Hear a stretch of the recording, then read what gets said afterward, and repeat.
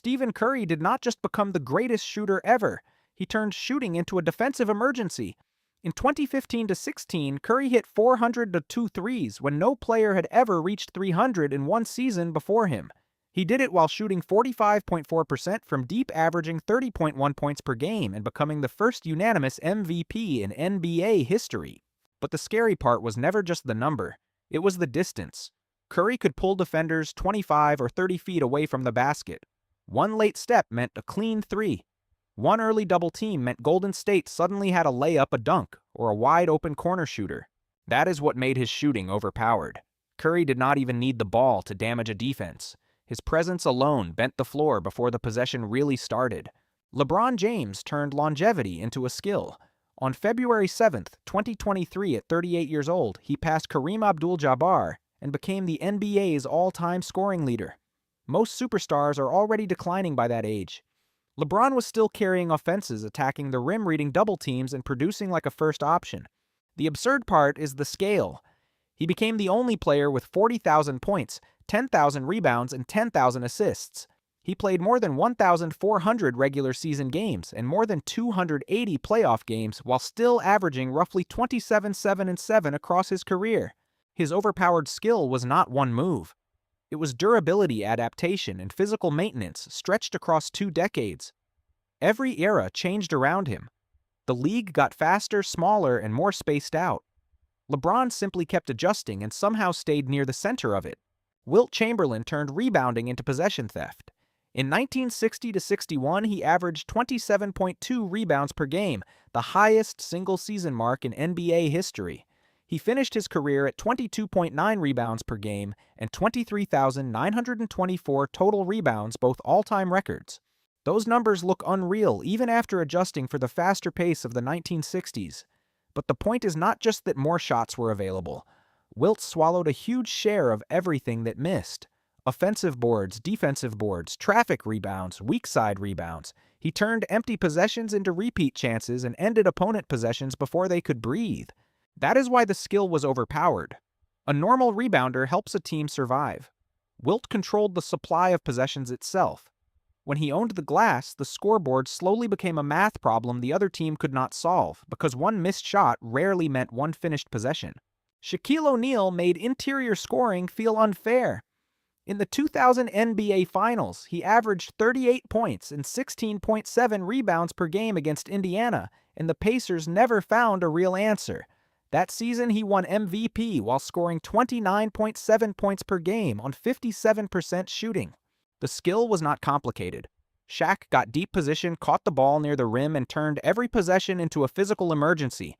At around 7 feet 1 and over 325 pounds, single coverage was basically surrender. Double teams came late. Triple teams only created open shooters.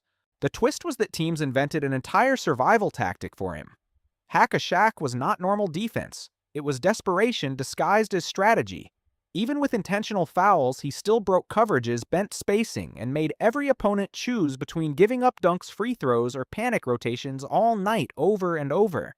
Michael Jordan turned the mid-range jumper into a weapon defenses knew was coming and still could not remove. In 1996-97, he shot 49.2% from 10 to 16 feet and 48.9% from 16 to 23 feet, far above normal efficiency for that zone. Modern analytics would call those shots bad math. Jordan made them a death sentence.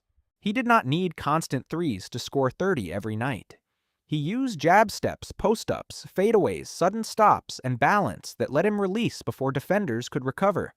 From 1987 to 1993, he averaged 33.4 points per game, built largely on that same space. The twist is that Jordan dominated with the exact shot modern basketball tried to erase. For most players, mid-range volume was inefficient. For him, it was controlled punishment. Once he got to his spot, the defense was already late. Subscribe for more NBA breakdowns like this. James Harden made isolation scoring look like an entire offensive system. In 2018-19, he averaged 36.1 points per game, the highest scoring season since Michael Jordan's 37.1 in 1986-87. Houston gave him the ball, spaced the floor, and let him hunt matchups until defenses broke. The move was predictable, but the result was not. Harden used step-back threes, left-hand drives, foul pressure, and late passing reads to punish every coverage. Trap him and shooters got open. Stay home and he walked into a three or free throws. Isolation is supposed to be the hardest way to score. Harden turned it into repeatable offense every night at historic volume. That forced opponents to defend one man like a full playbook, not a single scorer anymore. Nikola Jokic turned the center position into an offensive control room. A near 7-foot big man is usually asked to screen rebound post-up or finish near the rim. Jokic does all of that, then adds passing at a point guard level. The scary part is that defenses have no clean choice. Play him one-on-one and he scores with hooks, floaters soft touch, or jumpers. Send a double team and he instantly finds cutters, corner shooters, or teammates slipping behind the defense. His passes come from the elbow, the high post, the low block, even while his back is turned. The twist is the slowness. Jokic does not need speed to break a defense. He only needs to see the mistake before it happens. By the time the help defender moves, the pass is usually already gone. Hakeem Olajuwon did not just block shots. He erased offensive ideas. Hakeem finished his career with 3,830 blocks, the most in NBA history, while averaging 3.1 blocks per game. But calling him a rim protector still undersells what he was. What made Hakeem different was his defensive range. He could reject shots at the basket, then step out, cut off a passing lane strip, a guard, or survive switches where normal centers became targets. He is still the only player ever to record more than 200 blocks and more than 200 steals in the same season. Hakeem did not defend one area, he defended the entire possession. For Houston, he was not just protecting the rim, he was making every offensive decision feel dangerous, rushed, and slightly wrong. Dirk Nowitzki turned one shot into an unsolvable problem. In the 2011 NBA Finals against the Miami Heat, with LeBron James, Dwyane Wade, and Chris Bosh, Dirk averaged 26 points per game and carried the Dallas Mavericks to the championship. The centerpiece was the one-legged fadeaway. At 7 feet tall, Dirk already had a massive release point. When he leaned back, lifted one leg, and faded away from contact, the contest almost disappeared. Big men were too slow to match the footwork. Wing defenders were too small to bother the release. The twist was the simplicity. This was not a complicated combo. It was one shot repeated thousands of times until the whole league knew it was coming and still had no real answer. Allen Iverson turned ball handling into survival in a league of giants. In 2001, he was 6 feet tall and roughly 165 pounds, yet averaged 31.1 points per game, won MVP, and dragged the Philadelphia 76ers to the NBA Finals without another All-Star beside him. Everything started with the handle.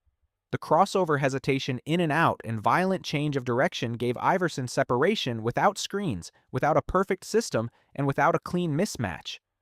Defenders knew he was attacking. They still got pulled off balance.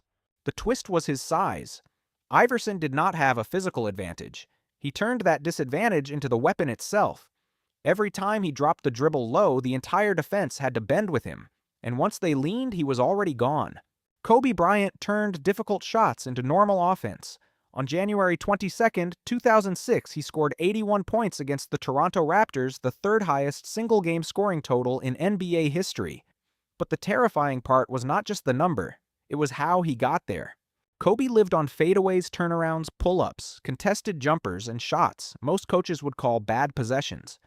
For him, those were working conditions. Defenses tried to force him into harder looks. The problem was that hard looks were exactly where he became most dangerous. The twist was psychological. Kobe did not need a clean shot to believe the shot was his. He built an entire career inside the spaces other scorers avoided. Double teams, late clocks, bad angles, hands in his face that was not the trap. That was the stage. Luka Doncic turned slow pace into a weapon.